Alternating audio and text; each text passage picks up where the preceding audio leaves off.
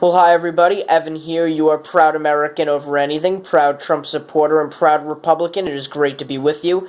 I really do apologize that I haven't been able to put up a video in a long time, to upload a video in a long time, I should say. I have been busy with school, so with my semester that just passed, I wouldn't have had the time to put up a video, but now that I will be on a break for some time, I will have to figure out scheduling that I will make, whether it will be daily or every other day or maybe once or twice a week. I will have to figure a schedule out, and when I do have that, when I make one, I will let you know. But for the purpose of this video, I would like to talk about the protests that have been going on in Iran. So obviously it's been all over all the news.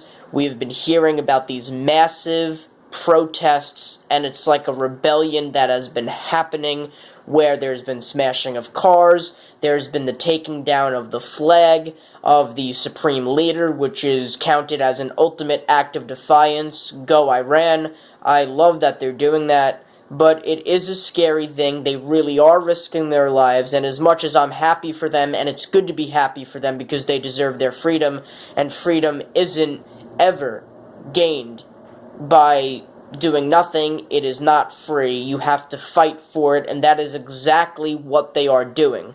So, these serious protests in Iran last Thursday, for the first time in a long time, the protests got wild, fighting for their freedom in what is known as a religious, and they're, called conservative city of Mashhad. But it's been happening in other places as well. But the reason why it's kind of different is because you don't usually see it in a big, super religious Islamic area like Mashhad. I guess it's more strict there, so you wouldn't normally have protests, but they're upset and they're tired. So what is it about these protests that are different from any other protests? I'm not sure if it's different in the aspect of, oh, they're fighting for a different kind of result or fighting for a particular kind of thing for the government to do. They're just reaching their breaking point to fight for their freedom. Okay? They're fighting for their freedom. That is what they want. Things like being able to eat, right? Put bread, food on the table so that they could be able to eat like all Americans or like all Western, civilized societies. They want to be able to have, the things that democracies get to have, right? Free speech and not being able to, have to wear certain things. I was hearing stories that they're taking off, certain parts of their clothing and apparel. Maybe it's like a defiance of religion that they don't want to wear the things now. I'm not sure, things similar to what would be called a veil. They're doing things like this because they are reaching the breaking point. They do not have freedom. Now, the media is obviously what I call the liberal, corrupt, anti-American propaganda media. Instead of blaming or giving some criticism, even a little bit, to President Obama, they are giving the criticism to Trump. Now, of course, we don't like to get political with these things, but in politics, it affects everything, and it's very ugly in the age of Trump. Not Trump himself being ugly, but the way they treat Trump. It is really just horrifying that they would blame Trump out of all people to blame. Now, no president deserves all the blame. Let me make that once more clear. No president deserves all blame for anything. But a lot of blame? Who? President Barack Obama deserves a lot of the blame. Let's go and back in time, not too long ago, to the Iran deal. Now, President Obama made the Iran deal, that, or as people call it, the Iran nuclear deal. This was that Iran, in 10 years, not until 10 years, but in 10 years, could start building an atom bomb. So, smart move? Oh, I guess it's a smart move. What's the difference if it's 2 years, 3 years, 10 years, 20 years? Do we hear the irrationale of this kind of a deal? In 10 years, the people who chant death to America can build an atom bomb. You could like President Obama. Some in my family do. Some in my family think he's okay. Some in my family hate him. But understand this. That is the worst kind of deal you can ever put into effect. And the Iranians were so nervous that we weren't going to give cash or something, and I remember Trump talking about this, President Trump, that is, because he is the president now, even though many still don't accept it, that they would run out of trucks with cash, because Iran was so nervous that we wouldn't give them the money through whatever, check or whatever kind of way we normally should or would give it to them. So they made us come there with buckets of cash. Not buckets of cash, with briefcases full of cash, and it was pretty embarrassing. I messed up saying bucket, but they must have been a bunch of bucket heads to do that. And it really is just such a ignorant, or just such a dumb move to do that. It really is. And it's not ignorance, because they knew exactly what they were doing. Okay? As much as me and conservatives and people on the right get mad at people like John Kerry and Hillary Clinton and all the people in the Obama administration, they're not stupid. They knew what they were doing. What they were doing was committing what is called mass treason against the greatest nation. They just committed treason against the greatest country, the United States of America, and they didn't care. They did it, why? Oh, well, it's going to bring world peace. That's really what they thought. Well, it kind of was what they thought, because, there has to be some motive behind giving them billions of dollars, but then telling them, oh, you can't build an atom bomb until 10 years from now, so we're giving them the money. And even if you say, well, oh, this money specifically was for other things, us giving them billions and then saying, build it in 10 years, is like saying, I want a coffee, but I don't want it today, but I'm going to give you $4.90 because that's the price of the coffee. If you give someone money the exact same price that they need, or around the same price, okay, I'll give you $10, I want a coffee. That's a little bit more than enough to buy one coffee, and then you say, don't buy it though for me, but one day soon maybe you could buy me a coffee. It's just the mindset of President Obama and his people and the administration is just, it's so out all over the place. They're talking about throughout 2017, Happy New Year, by the way, of all the craziness in the Trump White House. Oh, he doesn't know who to hire here. He fires someone here. He hires Scaramucci, then he fires him. Fires Scaramucci, then he hires this person, does this. This administration, no one held them accountable, bringing briefcases of cash. Where was the media then? Only Fox News, which, by the way, is the only really real fair news, and not because it's at times right-leaning, because trust, you could look at the Fox News. Don't just take my word for it. There's many people who are against Trump, so don't take my word for it. Take a lot of other people's words for it. But just the rolling out of this whole thing was terrible.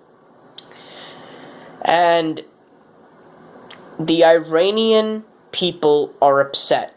And if you think, because this is what the media is saying, the propaganda un-American liberal, disgusting, sexist, racist, horrible media, what they are saying is that Iran, the people of Iran, are mad at Trump. But the truth is, there is probably no man they are more upset at than Obama, even more mad at Obama than their own leader, because president, with all due respect, he was a president, okay, for 8 years. Yes, he was my president, he was your president. But President Barack Obama, they asked him, everybody asked him, what are we going to do about Iran? He said, we're not going to get involved, we're not going to do a thing, we're going to just not get involved. Then gives cash to Iran. Either President Obama did not know what he wanted to do, so he just, out of the ordinary, changed his mind, or he knew exactly what he was going to do and lied that he wasn't going to get involved with the whole situation. So this is one of my big frustrations of the many against President Barack Obama and the Barack Obama administration. This stuff isn't made up, what I'm saying, it's all true. Even the people that worked for Obama have to admit it. There's proof that he brought briefcases of cash. Okay, so if you're going to go and to a website, for those listening who would want to criticize, I'm always willing to have a nice, friendly debate. But this is all truth, everything I say. This is not fake news. So, understand that this was long overdue. And just like a library book, this was long coming. And this was long overdue. And once you return the book, you know, you're going to get the consequence of, if I kept it this long, I have to pay a fine. Well, they're getting the consequence. And then apparently Nikki Haley was making her talks at a speech either today or yesterday, some day recently. No, later than the day before yesterday. She was making her speech and was basically making statements on all of this and saying, because there were some blocked social media things from Iranians, and it was, basically cries for help. That is basically what you have to know. They were cries for help. Okay?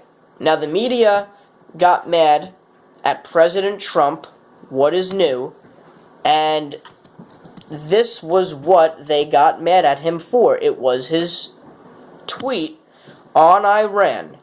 So, here is his tweet on Iran, and it's from, and I go to Politico, which basically shows roundabout what the tweet is, and it says, President Donald Trump's administration backed anti-government protesters in Iran on Tuesday, seizing an opportunity to criticize not just a foreign government that the White House has framed as a chief foe, but also the administration of Barack Obama. Trump tweeted, the U.S. is watching the ongoing anti-government demonstrations across Iran, blaming the nuclear deal struck with the support of former President Obama for, he said, lining the pockets of the Iranian government. The people of Iran are finally acting against the brutal and corrupt Iranian regime. All of the money that President Obama so foolishly gave them went into terrorism and into their pockets. So that was the president's tweet. Okay, and that really stood out to me when he said all of the money that President Obama so foolishly gave them went into terrorism and into their pockets. So think about it this way. You're a big fan of President Obama. That is good. Just know, President Obama, the person you support so much, gave billions of dollars. Now that cash that was carried in the briefcase that was given to the Iran government went towards the weapons that just killed protesters in the street. Went towards protesters that got killed in the street. Now how much should we be a fan of President Obama? U.S. Ambassador of the United Nations, Nikki Haley, said the U.S. would call for emergency sessions of the UN Security and Human Rights Councils in New York City. Now, we know that never goes well. The United Nations shouldn't act. But all these things, and President Trump's tweet, they're getting mad at President Trump when Obama was the one who gave the money. And if you continue to read the article, which I am not, because I'm not here to read a whole article of fake news, liberal propagandizing information, but you don't have to read any further than where I just read and know that basically this was all Obama's fault for not saying, you know what? It's just like a card game. We gave in to them. We could have told them if it was Kennedy or Reagan, there is not going to be a friendship. What do you mean? There's not going to be a friendship? No. You're going to give up all your atom bombs. You're going to give up everything that you say you're going to threaten people with. And if you don't, then we're going to act. We're going to put sanctions on you.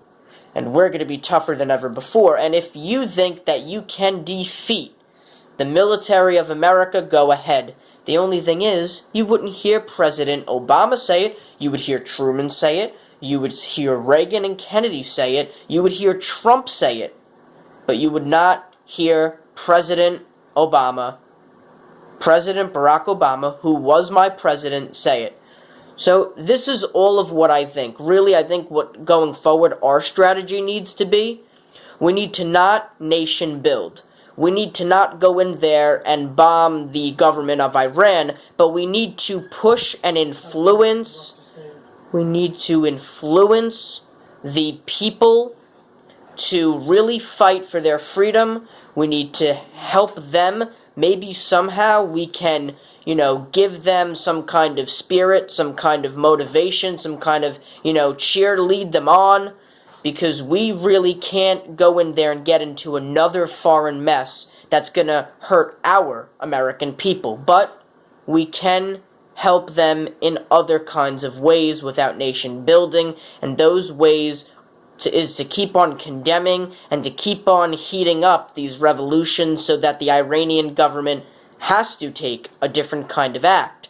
Because then what will happen is if they get so mad and they think that they're going to now come at America, America is going to go back at them 10 times harder. So really, in the end, the only people who will be able to win is America, but even maybe Iran. And if the Iranian people win, as a Christian, I can be happy for nobody more than the great Muslim people of Iran.